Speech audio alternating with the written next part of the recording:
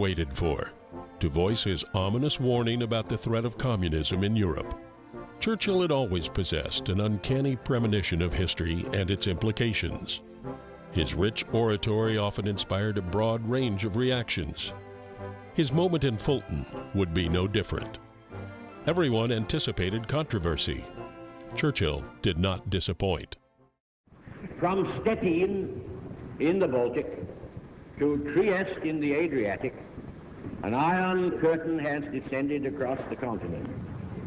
Behind that line lie all the capitals of the ancient states of Central and Eastern Europe: Warsaw, Berlin, Prague, Vienna, Budapest, Belgrade, Bucharest, and Sofia. All these famous cities and the populations around them lie in what I must call the Soviet sphere.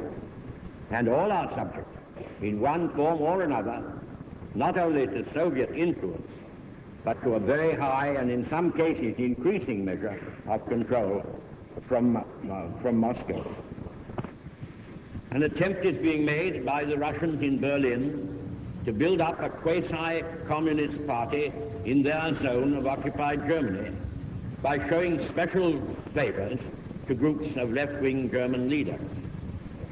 At the end of the fighting last June, the American and British armies withdrew westward in accordance with an earlier agreement to a depth at some points of 150 miles upon a front of nearly 400 miles, in order to allow our Russian allies to occupy this vast expanse of territory which the Western democracies had conquered. If now the Soviet government tries by separate action to build up a pro-communist Germany in their areas, this will cause new serious difficulties in the American and British zones, and will give the defeated Germans the power of putting themselves up to auction between the Soviets and the Western democracies. Whatever conclusions may be drawn from these facts, in fact they are, this is certainly not the liberated Europe we fought to build up, nor is it one which contains the essentials of permanent peace.